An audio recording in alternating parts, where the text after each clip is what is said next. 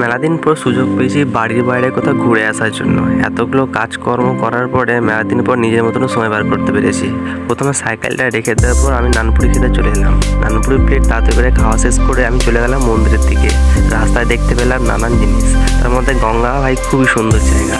রাস্তা দেখছি প্রায় ফাঁকা, কারণ রবিবার। আর আমি যাচ্ছি ফৌজদারি কোর্টের সামনে দিয়ে, স্কোয়ার ফিল্ডের রাস্তার সামনে দিয়ে।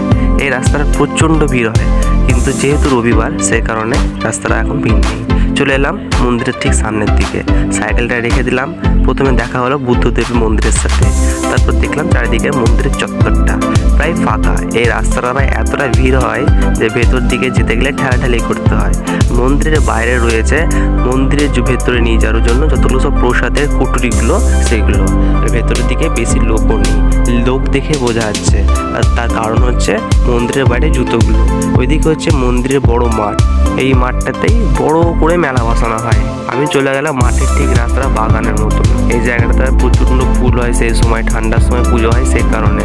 এদিকে হচ্ছে ভাই ঠাকুর মশাই পুজো দিচ্ছে। যারা সবাই নতুন গাড়ি কিনেছে তাদের পুজো এখানে হচ্ছে, বেশিরভাগ চার চাকাগুলো। এই জায়গাগুলোতে ভাই নিচে বসে ভাই খাওয়া দাওয়া করতাম, খুবই ভালো লাগে ভাই জায়গাটাতে ঘুরতে।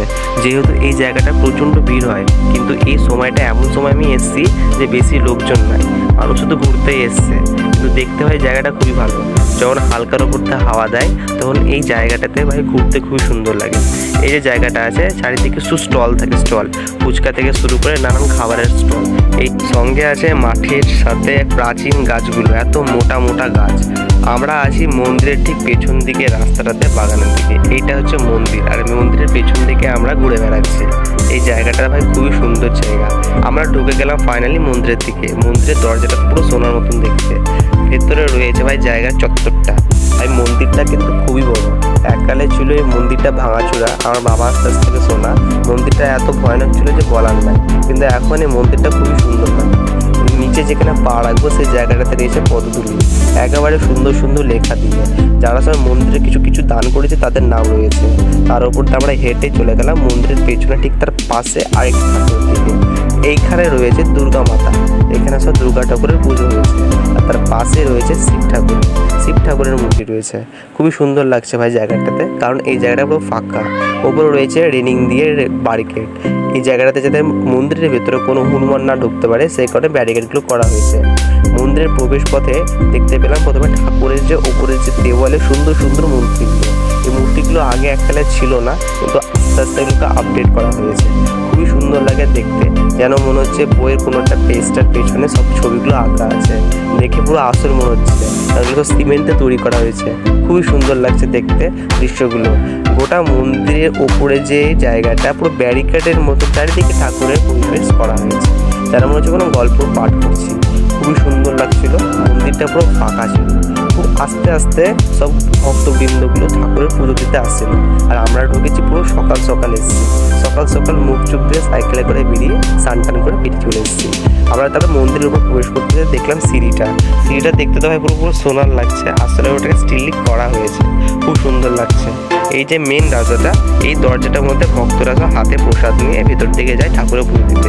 আর আমি চলে এলাম ঠাকুরের পুরো সামনে মা আনন্দময়ীর কাছে। আনন্দময়ী ভাই খুবই সুন্দর দেখতে। যাই হোক, মা সবাইকে ভালো রেখো, আমাকে সাকসেস দিও, সবাইকে খুশি রেখো। যাই হোক, ঠাকুরকে আমি শুনেছি, জানতে পারা গেছে ঠাকুরটাকে বলে চেন দিয়ে বাঁধা হয়েছে। আমি আজ পর্যন্ত জানি না, কিন্তু কথা শুনেছি যেটা বাঁধা হয়েছে, না হলে বলে ঠাকুরটা চলে যেত। তো ঠাকুরটা বলে এককালে শুনতে পাওয়া গেছে মাটির দ্বারে ঢুকে যাচ্ছিল, কিন্তু ওটাকে বাঁধা হয়েছে বলে ঠাকুরটাকে আমরা দেখতে পাচ্ছি। চলে এলো ঠাকুর মশাই।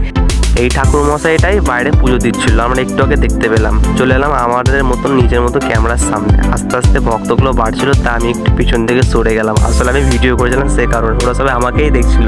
তা আমি একটু বেরিয়ে গেলাম, নিজের মতো ভিডিও বানাতে যাই। ভাবলাম আস্তে আস্তে ভক্ত বাড়ছে, আমি আর যাবো না।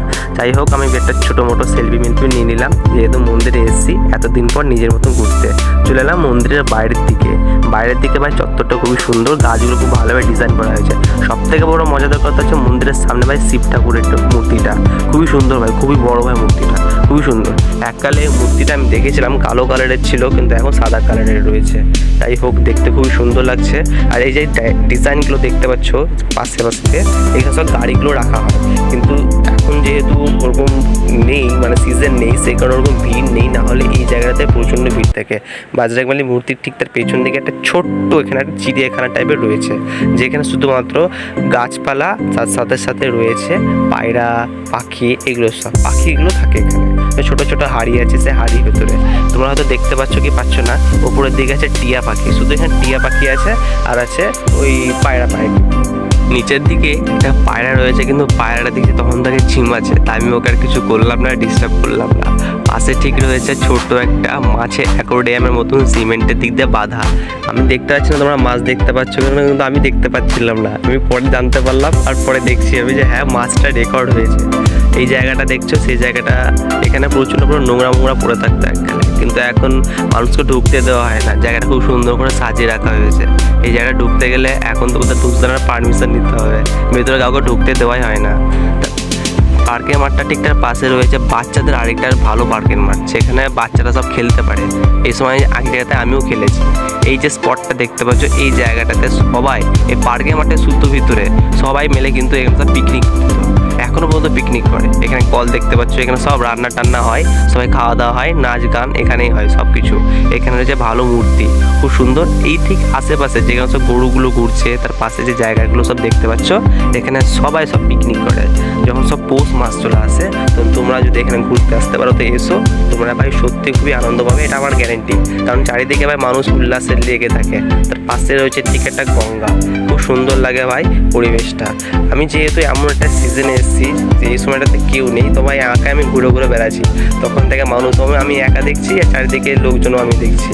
পিছন দিকে যে মাঠটা আছে, সে মাঠটা ভাই খুব বড় মাঠ, সত্যি কথা বলতে গেলে খুবই সুন্দর, আর হাওয়া দিচ্ছে ফুরফুর ফুরফুর, সুন্দর লাগে।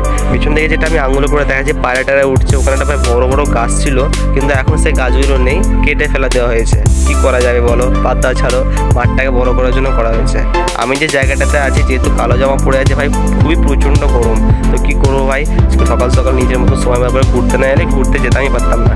নিজের মতন ভাই একটু সময় করে ঘুরতে বেরিয়েছি ভাই, খুবই আনন্দিত লাগছে। এতদিন পর মনে হচ্ছে ভাই বেঁচে আছি ভাই লাইফে, এটাই আনন্দ, এটাই খুশি। যাই হোক, নিজের মতো হাঁটতে হাঁটতে চলে গেলাম পিছন দিকে। আরেকটা দেখছি পার্কের মাঠ, ওইদিকে একই সেম টু সেম পার্কের মাঠ রয়েছে, কিন্তু এই জায়গাটা যে লাইনটা, সেটা হচ্ছে কাশিমবাজার আর বহরমপুরের ঠিক তার মাঝে অবস্থিত এই মন্দিরটা। এই জায়গাটা হচ্ছে বহরমপুরের রাস্তা, আর এই জায়গাটা হচ্ছে কাশিমবাজার। আমি আপনাকে জুম করে দেখাচ্ছি, এই জায়গাটাতে হচ্ছে কাশিমবাজারের রাস্তাটা, যাতে ক্লিয়ার হয়, সুন্দর দেখতে লাগে হয়। একটু পরের মধ্যে ট্রেন আসবে, সে ট্রেনটাও আমি তোমাদের দেখিয়ে দেবো। এই জায়গাটাতে ভাই প্রচণ্ড পরিমাণে ভিড় থাকে। পাশাপাশি যেটা সব চপ বেগনি নিয়ে বসে, আর সবাই মুড়ি খায় এখানে বসে বসে। তখন এইসব গাছগুলোকে কেটে দেওয়া হয়। কিছুক্ষণের মধ্যে ট্রেনও চলে আসে, আর তোমাদেরকে ট্রেনের ভিডিও দেখিয়ে দিই। এখন এই ট্রেনটা কাশিমবাজার হয়ে থেকে এখন বহরমপুরের দিকে যাচ্ছে।